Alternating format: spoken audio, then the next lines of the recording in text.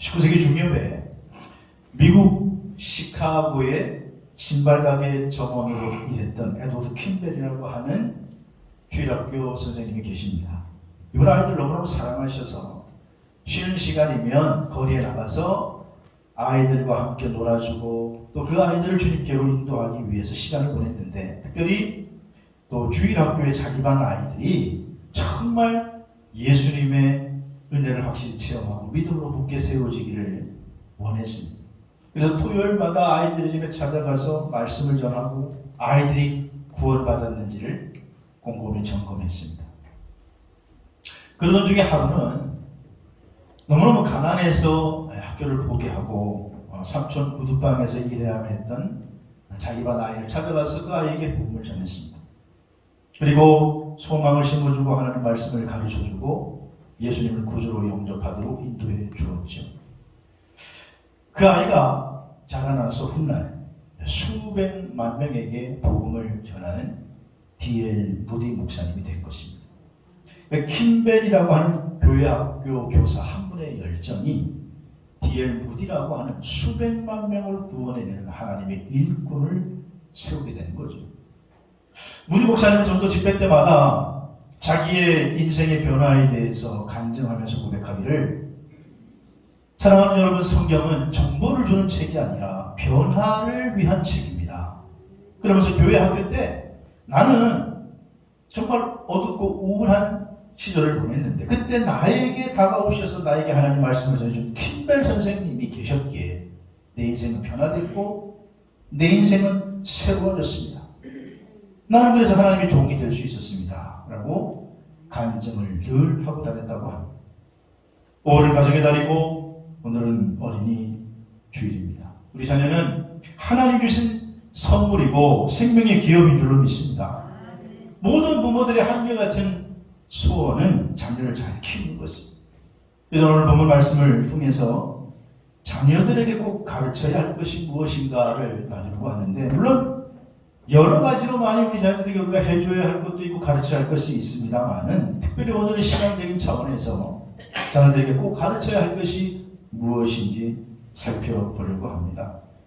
오늘 이 신명기 말씀은 모세의 두 번째 설교 가운데 첫 시작되는 부분입니다. 모세는 정말 자기에게 중요한 내용을 지금 후손들에게 전하기 위해서 샤마르라고 하는 단어를 반복해서 사용하고 있는데, 이 샤마르는 신중하다, 주의를 기울이다 그런 뜻을 가지고 있습니다. 그러니까 신중하게 주의를 기울여서 모세는 꼭 이것만 가르쳐야 돼요. 너희 자녀들에게 꼭 이것만 가르쳐. 이건 정말 놓치면 안 된다. 그런 심정으로 지금 이 설교를 하고 있는 것입니다. 그러면 오늘 말씀을 통해서 자녀들에게 꼭 가르쳐야 할 첫 번째는 뭐냐? 여호와는 오직 유일한 하나님이심을 가르쳐야 할 줄로 믿습니다. 오늘 신명기 6장 4절에 보니까 이스라엘아 들으라, 우리 하나님 여호와는 오직 유일한 여호와시니, 이렇게 말씀하고 있죠. 여기 이스라엘아 들으라라고 하는 말을 히브리어로는 쉐마 이스라엘, 이렇게 쉐마 이스라엘, 쉐마라고 하는 말은 들으라 하는 뜻입니다. 그래서 번구절을 쉐마라고 부르기도 하는데, 이 쉐마 이스라엘 뒤에 우리의 하나님 여호와는 오직 유일한 여호와시다. 그러니까 여호와 하나님은 한 분이시고 이분이 우주 만물을 창조하셨고 전능하신 분은 바로 이 한 분 여호와 하나님이시다, 그 말입니다. 그래서 우리 자녀들이 우리가 반드시 가르쳐야 할 것은 뭐냐? 하나님 오직 한 분이라고 하는 거예요. 다시 말하면 오직 예수, 이 신앙을 분명히 가르쳐야 될 줄로 믿으시기를 바랍니다. 디모데전서 2장 5절에 보니까 하나님은 한 분이시요 또 하나님과 나 사이에 중보자도 한 분이시니 곧 사람이신 그리스도 예수라 그랬습니다. 그러면 어린이 주일 사랑하는 우리 자녀들에게 꼭 가르쳐야 할 것이 있다면 오직 예수의 신앙, 이게 바로 부모된 우리들이 꼭 가르쳐야 될 것인 줄로 믿으시기를 바랍니다. 신약 성경의 히브리서라고 하는 말씀은 히브리인들에게 전하는 복음의 메시지를 담고 있죠. 그 중에 우리가 히브리서 12장에 보면 그리스도인들이 이 땅을 살아갈 동안에 고난과 역경을 만났을 때에 우리가 어떠한 자세를 취해야 할 것인가에 대해서 우리에게 말씀해 줍니다. 히브리서 12장 2절을 보면 이렇게 말씀하고 있습니다. 같이 읽겠습니다. 시작. 믿음의 주여 또 온전케 하시는 이 예수를 바라보자. 그는 그 앞에 있는 기쁨을 위하여 십자가를 참사 부끄러움을 개의치 아니하시니 하나님 보좌 우편에 앉으셨느니라. 그러니까 이 히브리 성도들은 매일매일 매 순간 삶의 순간순간마다 예수님을 바라보라는 것입니다. 특별히 어려운 일을 만났을 때에 누가 나에게 도움을 줄까? 세상에 눈을 돌리지 말고 나를 위해 십자가를 지시고 대속의 제물이 되신 예수님을 바라보라는 것입니다. 그래서 여러분, 우리 그리스도인에게 있어서 어떤 의미에서 다가오는 고난과 역경은 주님을 그때 다시 한번 바라보라고 하는 사인이라는 것입니다. 역대하 20장에 보면 유다의 네 번째 왕이 여호사밧의 기사가 나옵니다. 이 여호사밧 왕이 유다를 통치할 때에 유다 나라가 위기를 맞아요. 유다 나라는 조그만 나라인데 거기에 모압, 암몬, 그리고 세일이라고 하는 그런 연합군이 유다를 침공한 것입니다. 그러니까 당시 북이스라엘과 남유다로 이스라엘이 나눠져 있는 상태인데 남유다는 연합군을 대항할 군사력도 없고 힘도 없는데 근데 연합군이 쳐들어온 것입니다. 여러분 아시는 것처럼 지금도 전쟁이 벌어지고 있습니다만 전쟁에 2등이라는 건 없습니다. 전쟁에서 지면 다 죽습니다. 다 빼앗기는 것입니다. 목숨까지도 다 빼앗기는 것입니다. 이때 여호사밧 왕이 한 일이 뭐냐? 역대하 20장 12절에 보니까 우리 하나님이요 우리가 대적할 능력이 없고 어떻게 할지도 모르고 그래서 오직 주만 뭘 바라보니이다. 오직 주만 바라봅니다. 군사력도 없죠. 어떻게 대처해야 할 지혜도 없죠. 그래서 오직 주만 바라봅니다. 세상적으로 따지면 이렇게 답답할 게 없습니다. 무능한 것처럼 보입니다. 그런데 하나님께서 이렇게 오직 주만 바라보는 여호사밧의 믿음의 기도를, 이 왕의 기도를 들어 응답하신 줄로 믿습니다. 그래서 23절에 보니까 암몬과 모압 자손이 일어나 세일 주민들을 멸한 후에 그들이 서로 쳐 죽였더라. 원래 연합군을 형성해서 왔는데 하나님께서 역사를 하시니까 이 모압 암몬군이 자기들끼리 연합을 해가지고 여기 세일 이 주민들 이걸 믿지 못해 얘들 먼저 죽이자. 지들끼리 자중질환이라는. 그래서 세일 연합군을 죽이고 그 다음에 또 암몬과 모압이 서로 분열돼서 연합이 다 금이 가버리고 자기들끼리 싸워서 패하게 되는 역사가 나타나게 된 것입니다. 여호사밧 왕은 하나님만을 바라보는 결과 하나님이 이 위기에 개입하셔서 위기가 기회가 된 줄로 믿습니다. 그러므로 우리 그리스도인들에게 있어서요 위기라고 하는 것은 때때로 우리가 하나님을 바라보라고 하는 사인이 하나님을 바라볼 때 그 위기가 오히려 하나님이 역사하시는 하나님이 개입하시는 기회가 되는 줄로 믿으시기를 바랍니다. 여러분 사랑하시는 우리가 자녀들에게 꼭 가르쳐야 할 것이 뭐냐? 첫 번째는요 오직 예수시다. 이거는요 무슨 일이 있어도 꼭 가르쳐요. 오직 예수 이 신앙을 꼭 가르쳐 주시기를 주의 이름으로 축원합니다. 한 노인이 늦게 낳았어. 아들 외아들을. 그게 얼마나 애지중지 않았어. 근데 그 외아들과 함께 산속 깊은 곳에서 살아가고 있는데 내 아들이 늦게 나오니까 막 성격도 활달하고 뭐 그냥 왔다 갔다 그냥 분주하고 아주 그냥 지나칠 정도로 발달했어요. 그러니까 이 늙은 아버지 입장에 봤을 때 늦게 얻은 아들인데 혹시나 이 아들이 다치지는 않겠나 맹수에 잡혀먹지는 않겠나 걱정이 있는 거예요. 그래서 하루는 불러가지고 훈계를 해요. 야 누구야 너는 우리 가문의 유일한 혈통을 이어갈 사람이야. 그러니 무모하게 행동했다가는 목숨을 잃을 수도 있고 낭떠러지에 떨어져 죽을 수도 있으니까 사냥하지 마. 사냥하지 마. 내가 해줄게. 그리고 그냥 집에만 머물러 있게 한 거예요. 그래서 매일 집에 들어오면 이 어린 아들에게 맹수의 위험성을 설명하고 밖이 세상이 얼마나 무서운지만 얘기하고 그러니까 이 아들이 점점 겁쟁이로 변해가는 거예요. 어느 날 아버지가 없는 틈에 아들이 밖에 나갔는데 밖에 나갔다가 맹수를 만나게 돼요. 결국은 부들부들 겁에 떨어서 아들이 장성을 했는데도 불구하고 사자의 먹이가 결국은 맹수의 먹이가 되어버리고 말았어요.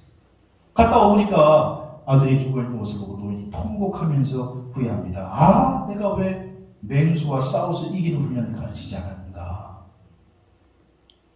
여기 이야기를 통해 에피소드를 통해서 우리에게 주는 교훈이 뭡니까? 자녀들을 바로 가르치지 않았다. 이 늙은 아버지가 아들에게 맹수의 무서움과 대단함만 가르쳤지 어떻게 그 맹수와 싸워 이길 것인가를 훈련시키지 않았다. 가르쳐주지 않았다는 것. 여러분 오늘 우리 자녀들이 살아가는 이 세상은요. 각종 무서운 맹수들이 사자들이 우글거리고 있는 세상이에요. 성경은 뭐라고 얘기하느냐. 너희 대적 마귀가 우는 뭐와 같이 사자와 같이 두루 다니며 삼킬 자를 지금부터 찾는다는 거예요. 마귀를 사자로 표현했어요. 맹수로. 여러분 이런 싸움에서 우리 자녀를 이기게 하려면 오직 예수 신앙으로 무장시켜서 우리 자녀들이 어떠한 환경에 있든지 간에 이 신앙으로 무장하면 전능하신 하나님이 이기게 해주실 줄로 믿습니다. 그럼 우리 자녀들에게 꼭 가르치는 첫 번째는 뭐냐. 하나님은 유일한 하나님이시다. 오직 예수 신앙으로 가르치라는 거예요.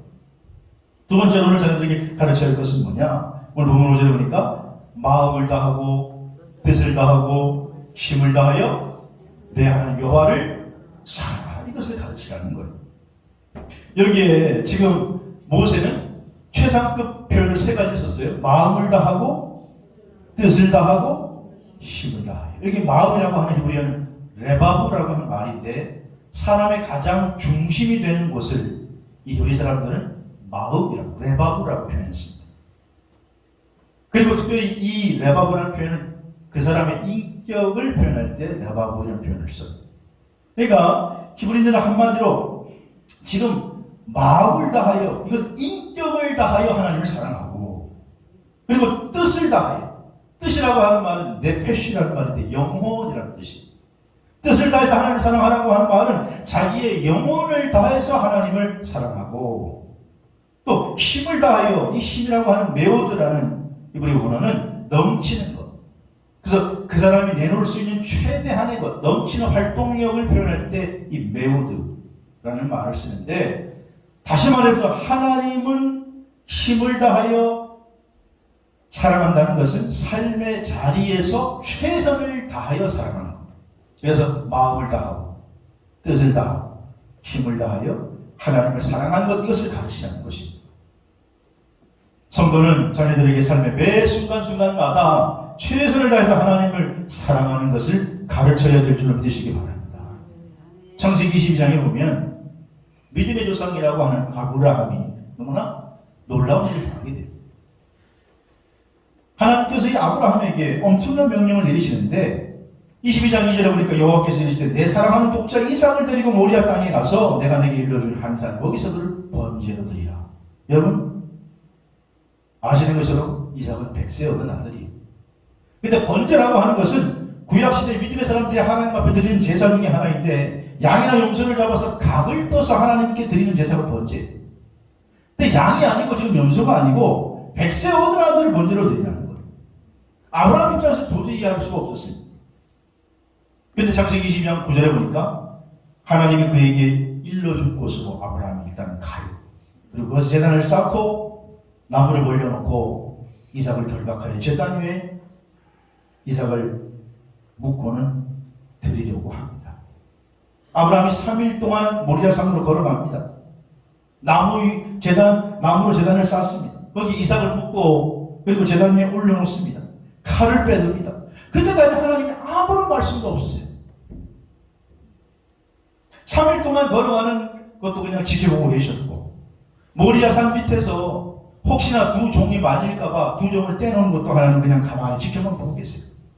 이제는 산 위에 정상 위에 올라가 있는데 나무로 단을 쌓는 것도 가만히 지켜만 보고 계세요. 이삭을 묶는데도 사람을 제물로 드리려고 묶는데도 가만히 지켜만 보고 계세요. 심지어 칼을 빼들어서 목을 치려 할 때도 가만히 계세요. 그러다가 결정적으로 내리치려 할 때 하나님이 11절 12절에 보니까 22장 11절 12절 하나님이 다급했는지 아브라함아 그 아이에게 손을 떼지 말라. 내가 이제야 하나님을 경외하는 줄을 아노라. 그리고 17절 18절에 내가 큰 복을 주고 내 씨로 말미암아 천하 만민이 복을 받으리니 이는 내가 나의 말을 준행하였음이니라 하였다 하니라 이렇게 말씀합니다.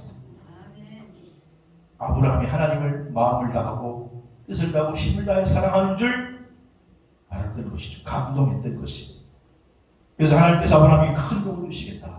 여러분 믿음 생활은 하나님을 사랑하는 생활인데 하나님을 사랑하는 자는요 우리 하나님이 외면하지 아니하시고 하나님이 큰 복을 내려줄 줄로 믿으시기를 바랍니다. 우리 아이들이, 자녀들이 하나님의 복을 받게 하려면 하나님을 사랑하는 법을 가르쳐야 되는 거예요. 내가 해줄 수 있는 거 한계가 있어. 내가 해줄 수 있는 거. 여러분, 저는 그런 상상을 해봤어요. 이삭이 자라가면서 아브라함이 죽고 조상에게로 돌아가고, 그리고 이삭에게 만약 가서 당신 아버지 아브라함이 당신과 함께 살면서 제일 기억에 남는 게 뭡니까? 라고 물어보면 뭐라고 대답할까? 참 신기한 게요. 이삭은 아브라함, 자기 아버지가 아내 사라를 한 번은 누이라고 속였잖아요. 이뻐가지고. 그래가지고 자기 살기 위해서 누이라고 속이고, 그리고 자기는 목숨을 부지하기 위해서 비겁하게 아내를 맡겨놓고 도망간 적이 있는데, 근데 이삭이 그걸 봤어요? 못 봤어요? 봤어요? 못 봤어요? 아니, 못 봤겠죠. 어렸을 때인데. 그리고 들어본 적도 없을 거예요. 아마 뭐 창피해서 얘기해 주겠어요? 근데 보지도 않고 듣지도 않았는데 이삭이 아버지를 따라합니까? 안 따라합니까? 이삭이 그대로 따라해요. 리브가를 데리고 가서. 보지도 못하고 듣지도 못했는데 아버지를 그대로, 아버지 잘못을 그대로 따라하는 거예요. 그게 뭐 유전적이었는지는 몰라도 말이 안 되죠. 유전적이라는 게. 그런데 어쨌든 그런 믿음의 조상 아브라함도 흠과 티가 있었습니다만은, 그러나 이삭에게 아버지 야곱에게 가장, 아버지 아브라함 가장 생각나는 게 뭘까? 그러면 나를 제물로 드리려고 했다니까요. 우리 아버지가 나를 진짜 죽이려고 했어요. 산에 올라가서 하나님을 얼마나 사랑하는지 앞뒤도 보지 않더라고요. 이삭에게는 그런 간증이 있습니다. 왜냐? 경험했기 때문에. 만약 하나님께서 이삭에게, 이삭의 아들 누구예요? 야곱과 에서. 그런데 그 중에 그 사랑하는 야곱을 또 모리아산으로 데리고 와서 하나님 번제로 드리라고 했으면 이삭 드렸을까요? 안 드렸을까요? 네? 드렸을까? 안 드렸을까요? 드렸겠죠. 자기가 경험해봐서 알잖아요. 하나님이 진짜 죽이려고 하는 게 아니라 복 주시려고 한다는 것을 알기 때문에 경험해봤으니까 간증이 있어서 하는 거예요. 간증이 있어서. 여러분, 간증이 왜 중요하냐? 부모의 간증을 본 자녀는 영적인 전투력을 배우게 돼요. 아이들에게 진짜 뭔가를 남겨주고 싶으면 부모가 영적으로 마음을 다하고 뜻을 다하고 힘을 다해 하나님을 사랑하는 것을 보여줘야 되는 거예요. 응? 그런 간증이 있어야 돼요. 간증이. 그럴 때 그래, 우리 부모는 누가 뭐래도 하나님을 제일 사랑해. 나도 그렇게 살아야 돼. 그러면 복을 받지. 아버지 어머니처럼 살아야지. 이런 간증이 있어야 돼요. 대한민국 희극 배우 중에 정선희 씨라고 여러분 기억하실 겁니다. TV도 라디오 진행자로도 많이 활동을 했는데, 이분이 국민일보와 인터뷰를 하면서 이런 감정을 했어요. 자기가 연예계에 발을 들여놨을 때가 1990년도래. 이때 경제적으로 매일 경제적으로 힘들었고 자존감도 바닥을 칠 때고 아버지와의 관계도 틀어져가지고 여러 가지 어려운 일을 겪고 있었을 때, 근데 그 흔들리는 그를 붙잡아 준 게 바로 어머니의 새벽 기도였다. 그게 간증이에요. 어머니의 손에 이끌려서 새벽에 나가서 어머니 기도하는 모습을 보고 어머니 곁에서 하나님의 사랑을 느끼게 됐는데, 그래서 자기도 기도하다가 왜 이렇게 힘듭니까? 내 인생. 그래서 하나님께 기도했더니 하나님께서 말씀해 주시기를 내가 너를 얼마나 사랑하는 줄 아니? 그렇게 말을 걸어오셨다는 거예요. 그래서 자기는 혼자 자기 인생 길을 개척하면서 걸어왔다고 생각을 했는데, 자기가 뒤돌아봤더니 그녀의 곁에는 언제나 하나님의 발자국이 함께 지켜 있었다. 이렇게 고백해요. 그래서 정선희 씨는 어머니의 삶으로 어려운 가운데 하나님의 사랑하는 모습을 발견하게 되고, 그 모습을 보고 자기도 다시 신앙을 찾아서 인생의 중심을 잡기 시작했다는 거예요. 사랑하시는 여러분, 자녀들에게 꼭 가르쳐야 할 두 번째는 뭐냐? 최선을 다해서 하나님을 사랑하는 것을 가르쳐야 하는데, 이거는 말이 아니라 행동으로 보일 때 최고의 가르침이 될 줄로 믿습니다. 자녀들에게 꼭 가르쳐야 할 세 번째는 뭐냐? 오늘 보면 12절 13절을 보니까 하나님을 경외하는 것을 가르쳐라. 너는 내 하나님 여호와를 경외하며 그를 섬기며 그의 이름으로 맹세할 것이니라. 이렇게 말씀하고 있습니다. 자, 여기 여호와를 잊지 말고라고 하는 단어가 텐이라는 단어를 썼는데, 이것은 어떤 결과를 의미하는 게 아니고 목적을 나타내는 뜻인데 여호와를 잊지 않기 위하여 그런 말. 그러니까 여호와를 잊지 않기 위하여 내 하나님 여호와를 경외하라. 그러니까 조심하라는 것에 강조가 있는 것이 아니라 잊지 말라고 하는 것에 강조점이 있는데 이스라엘 백성들은요 틈만 나면 하나님을 자꾸 잃어버리고 등지는 거예요. 인간의 심성은요 원래 그런 겁니다. 육적으로 편안해지면 영적으로 안일함에 빠지게 돼요. 자동적으로. 영적으로 안일함에 빠지면 신앙적으로 나태하게 돼요. 그래서 우리가 하나님 여호와를 경외할 이유, 그러니까 여호와를 잊지 않기 위하여 우리는 하나님을 경외해야 된다. 경외하라고 하는 말은 원형으로 야라라고 하는 말인데 이것은 두려워하다 그런 뜻이에요. 경외라는 말이 뭐예요? 무서워하고 두려워하는. 그래서 하나님을 우리는 경외해야 될 줄로 믿으시기를 바랍니다. 어떤 그리스도인들은요 이렇게 하나님을 오해해요. 하나님 사랑이시잖아. 하나님 사랑이시니까 부모 줘야지 용서해. 그 말도 맞습니다. 하나님은 심판하시나 구원하시는 사랑의 하나님입니다. 그러나 우리가 동전의 양면처럼 알아야 하는 것이 하나님은요 심판하시는 속성도 있다는 거예요. 때로는 징계하신다는 거예요. 그래서 우리가 하나님을 경외하라고 하는 말은 하나님을 두려워하고 떨어하라는 말인데 두려움과 떨림으로 하나님께 예배하라는 거예요. 하나님을 사랑하는 자에게는 천대까지 은혜를 베푸시지만 그러나 우상을 숭배하고 하나님을 떠나가는 자에게는 심판하시는 분임도 알아야 된다는 거예요. 예수님께서 아버는 수가성 여인에게 말씀하시기를 요한복음 4장 24절에 하나님은 영이시니 예배하는 자가 영과 진리로 예배할지니라 그렇게 말씀하셨습니다. 우리 성도는요 하나님께 참으로 예배하는 삶을 살아야 될 줄로 믿으시기를 바랍니다. 우리가 어린 주일을 보내고 있는데 부모의 책임은요 여러분 자녀들이 여러분 후손들이 평생 예배의 자리에 있게 가르쳐야 된다는 최소한 어떠한 일이 있어도 그 자녀들이 예배의 자리를 지키고 있다고 즉 예배의 자리를 지키게 가르치면 그 자녀는 빗나갈 일이 없어요. 근데 이것을 말로만 해서는 안 돼요. 통계적으로 보니까 아무리 부모가 올바른 소리를 해도 부모의 잔소리는 부모의 올바른 말은 자녀들이 잔소리로 받아들여요. 잔소리로. 그래서 부모님들의 말은 옳은 소리를 아주 기분 나쁘게 하는 특징을 가지고 있대요. 자녀들이. 저는 그랬거든요. 네. 그러니까 말로 해서는 안 돼요. 신앙교육은 그렇게 하는 게 아니고 부모의 등을 보고 배운다고. 여러분 믿음의 길은 부모의 등을 보고 배우는 줄로 믿으시길 바랍니다. 우리가 자녀를 키우면서 깜짝깜짝 놀라는 게 뭡니까? 자녀를 키우다 보면 자녀들이 부모를 기가 막히게 닮아간다는 거예요. 아들은 아버지 걸음걸이를 닮아가고 목소리를 닮아가고 전화 받으면 누가 누군지 모를 정도로 딸들은요 어느새 보면은 걸음걸이도 비슷하고 엄마 행동을 그대로 따라합니다. 그러면 여러분 자녀들에게 가르쳐야 할 세 번째는 뭐냐? 예배할 것을 가르쳐야 되는데 이걸 잔소리로 가르치면 안 되고 오늘 행동을 통해서. 그래서 부모님들의 뒷모습을 보면서 예배를 이렇게 드리는 거구나. 그래서 부모가 세상을 떠난 후에도 그게 각인되어서 우리 아버지 어머니는 그래도 예배하는 삶을 살아갑니다. 이게 평생 그 아이들에게 지배하게 돼서 그럴 때가 이게 복이 되는 삶이 될 줄로 믿으시기를 바랍니다. 시편 128편은 성전에 올라가는 노래라고 타이틀이 되어 있어요. 성전에 올라가는 노래 시편의 9편 중에서 이 시편이 성전에 올라가는 노래 중에서 9번째 노래인데 이 시편 128편이요 특별히 여호와를 경외하는 자가 받는 복을 가르쳐주면서 1절에 보니까 남편들이 받는 복을 얘기해요.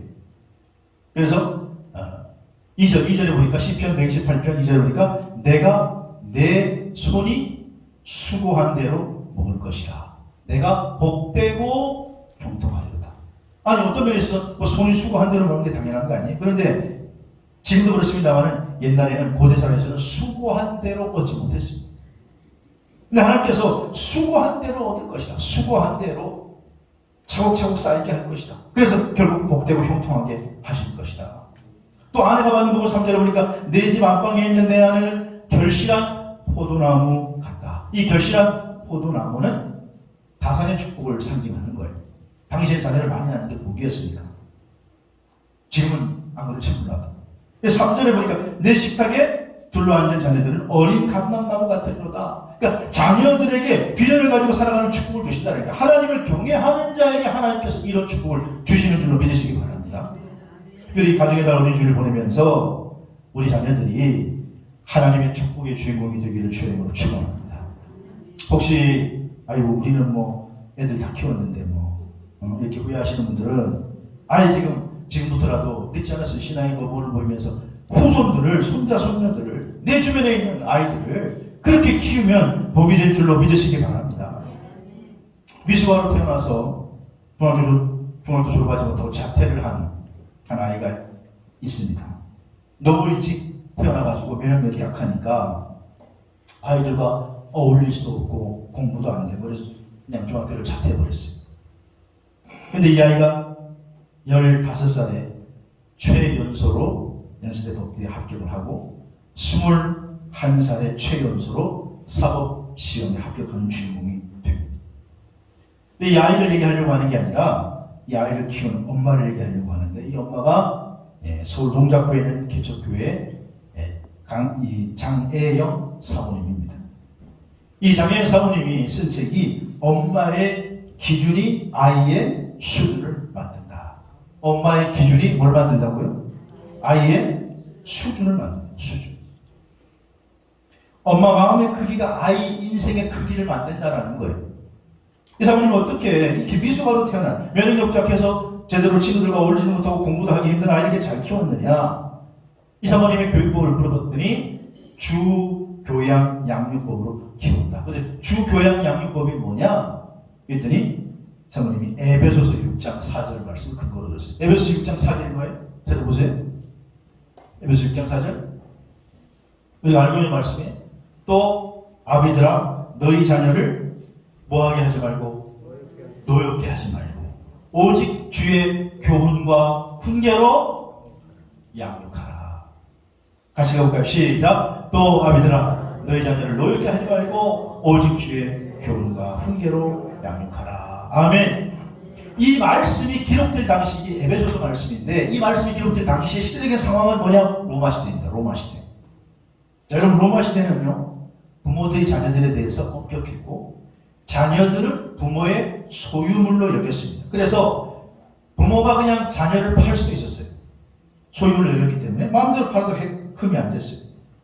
근데 이때에 지금 사도 바울이 얘기하기를 주의 교훈과 훈계로 양육하라. 근데 그 앞전에 너희 자녀를 뭐하게 하지 말고 노엽게 하지 말고. 이거는 뭐 가히 혁명적인 말이에요. 혁명적인 말. 노엽게 했어요. 그때는 팔아먹기도 하고 마음대로 했어요. 부모의 소유물이었기 때문에. 그런데 이렇게 말씀을 하고 있는 거예요.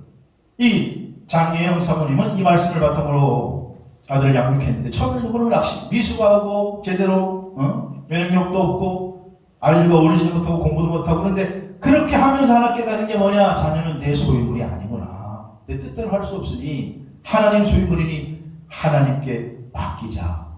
그리고 하나님께 맡기며 가르쳤는데 그러니까 그때부터 마음이 평안해지고 그러면서 자녀 교육의 근간을 성경에서 찾았더니 에베소 6장 4절 말씀이라는 거예요. 그래서 그 방법으로 주의 교훈과 훈계로 양육했더니 신앙적으로도 세상적으로도 훌륭한 자녀를 키워낼 수 있게 된 거예요. 마지막으로 사모님은 이렇게 인터뷰를 합니다. 공부 잘해 출세하는 거 좋지요. 그러나 그거는 진짜 성공한 게 아닙니다. 왜냐? 당장 성공한 것 같아도 당장 잘 나가는 것 같아도 당장 돈 많은 것 같아도 하나님 없는 인생, 하나님 없는 성공은 무너지게 되어 있다는 것입니다. 우리의 존재 이유는 하나님을 영화롭게 하는 것이기 때문에 그렇습니다. 그래서 자녀에게 가르쳐야 할 것은 출세하라고 하는 것이 아니라 하나님을 예배하고 경외하는 것이어야 되지 않을까요? 사모님 이렇게 얘기했습니다. 사실 요즘 뉴스를 보면 우리가 이구동성으로 느끼는 게 있어요. 깜짝깜짝 놀라잖아요. 인간되기를 포기한 사람들이 너무나 많습니다. 요즘 젊은 사람들이 범죄자가 돼서 법정에서 심판을 받을 때 공통점이 두 가지가 드러난다고요. 하나는 뭐냐 하면 주변 사람들에게 저 사람 그런 사람인 줄 알았냐? 살인자인 줄 알았냐? 저렇게 막 나가는 사람인 줄 알았냐? 물어보면 아니라고. 얼마나 평상시에 온순하고 착했는데요. 그렇게 얘기한다는 거예요, 대부분.